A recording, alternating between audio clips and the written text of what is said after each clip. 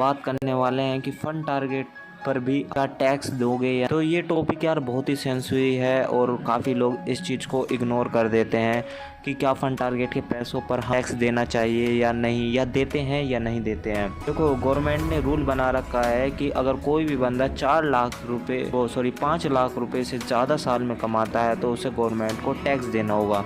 और यही बात हमारी फंड टारगेट पर भी लागू हो। अगर आप फंड टारगेट पर 5 लाख रुपए से ज़्यादा कमा लेते हो तो आपको टैक्स देना होगा। कुछ लोगों का सवाल होगा कि मान लीजिए हमने अभी 5 लाख जीते और हमने 2 या 3 लाख रुपए लॉस कर दिए, टैक्स देंगे या नहीं। तो इस सवाल का जवाब ये है कि गवर्नमेंट ने ये कह रखा है कि अगर आपका 5 लाख का प्रॉफिट होता है या जैसे कि स्टॉक मार्केट या अन्य किसी जो कहीं से भी, तो आपको जो है टैक्स देना होगा।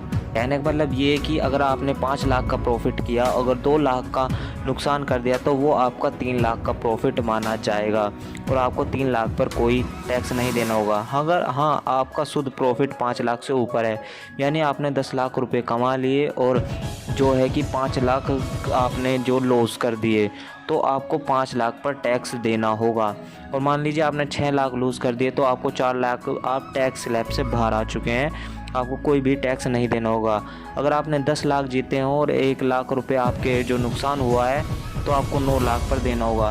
कहने का मतलब ये है कि भारत का ये टैक्स स्लैब हमेशा बदलता रहता है, चेंज होता रहता है, जो कि हर बार जब नया जो हमारा बजट बनता है उसमें सामने आता है तो उस चीज़ के हर साल निर्धारित होता है कि कितना टैक्स इसको पे करना है, तो उसी के मुताबिक होता रहता है।